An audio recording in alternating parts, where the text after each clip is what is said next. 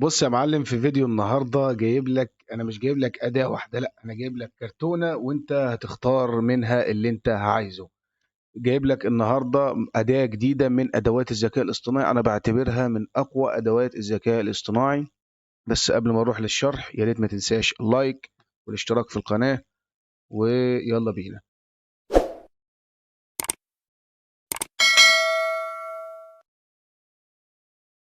السلام عليكم، اهلا وسهلا بكم في فيديو جديد. اللهم علمنا ما ينفعنا وانفعنا بما علمتنا وزدنا فيك علما انك انت العليم الحكيم.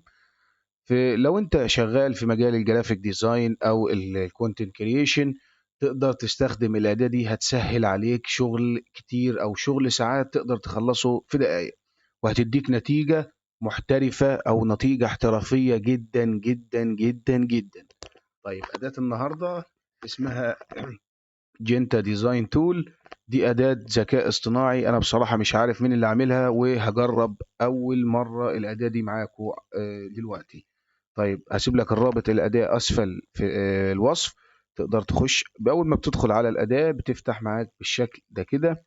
طبعا بتضغط على ادخل أو ادخل أداة AI، طبعا بتدوس عليها بتفتح معاك بالشكل ده كده.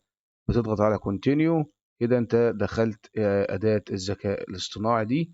طبعا الأداة دي زي ما انت شايف، نشوف بس مين اللي عاملها. طبعا هو حاط رقم تليفونه هنا، بس بصراحة أداة هتعجبك جدا، هتوفر عليك شغل ساعات كتيرة جدا. و لو استفدت ما تنساش تشترك في القناة ونشوف الشرح. طيب أول ما بتضغط على الأداة بالشكل ده كده بتفتح معاك كده. طيب دلوقتي هنشوف تجربة تقدر تكتب مثلا نشوف زبادي المراعي.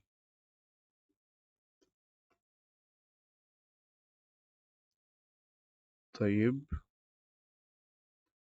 هننزل الصورة.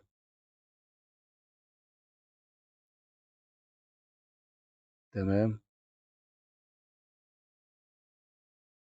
بتضغط على ابلود ايميج او تحميل الصورة. دي النتيجة او اول تجربة حرفيا آه، قدام حضراتكم. اول مرة اجرب الموقع ده كده، بس بصراحة نتائجه خرافية وجبارة. نتائجه هتصدمك، سواء لو عايز تعدل على صورة أو تعدل على فيديو تقدر تستخدم الأداة دي. بصراحة هتنفعك جدا، وتقدر تعمل من خلالها حملات إعلانية كتيرة جدا جدا. طيب بتكتب البرومبت مثلا، نكتب له على الصحوف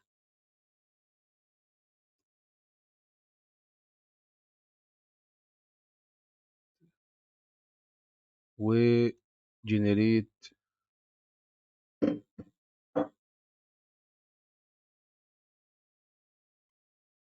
طيب وبتضغط على جنريت. طبعا هو كتب لي لازم البرومبت بتاعك. هو ممكن بيكتب لك بالذكاء الاصطناعي برضه برومبت، او بيعدل لك البرومبت الخاص بيك، وبتضغط على جنريت ايمج وبتستنى طبعا الصورة تحمل زي ما حضرتك شايف بتحمل. وزبادي المراعي اهي، لو حضرتك شايفها زي ما انت شايف، تقدر تعمل من خلالها اعلانات، او تقدر تكريت من خلالها حملات اعلانية كتيرة جدا. وتقدر برضو تعدل جودة الصور. هنشوف دلوقتي ازاي تعدل جودة صورة. طيب تقدر تعمل برضو الحملة ازاي. تخش على نيو بلان، بتضغط على نيو بلان بتفتح معاك بالشكل ده كده. طبعا بتختار الصورة.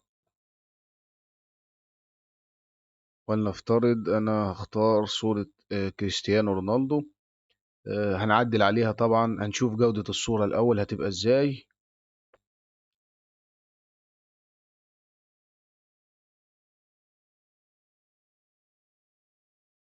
نشوف دلوقتي جودة الصورة.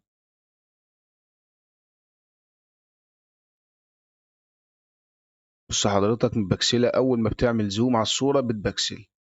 طيب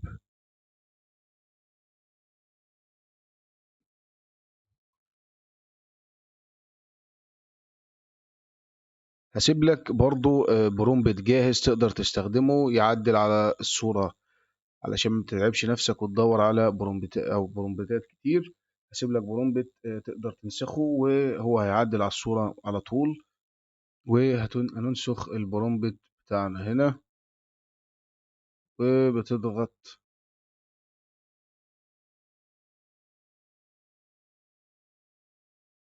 بتنزل وبتضغط على إنشاء. طبعا هو بتستنى ينشئ لك الصور.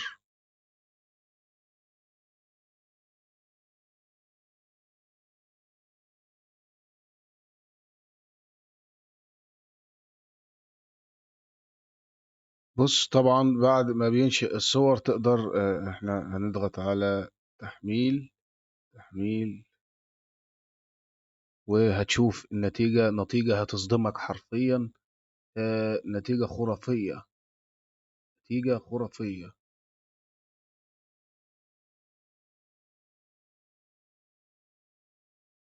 طبعا أصبح في مواقع ذكاء اصطناعي تقدر تشتغل، يعني مش عايز أقول لك بنتيجة. طبعا البرومبت ده بيغير لك على أو بيعدل لك على جودة الصورة من غير ما يغير لك ملامح في أو ملامح الشخصية الموجودة في الصورة. وهسيب لك البرومبت ده في الديسكريبشن، تقدر تنسخه وتتعامل بيه على طول.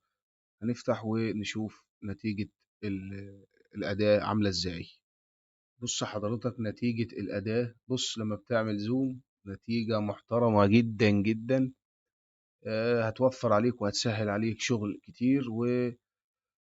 وبكده نكون خلصنا حلقتنا للنهاردة. وكل سنة وانتم طيبين. ولو استفدت يا ريت ما تنساش اللايك والاشتراك في القناة طبعا. ولو عندك أي سؤال أو أي موقع عايزنا نشرحه اكتب لنا اسمه في الكومنتات، وإن شاء الله هينزل عليه فيديو.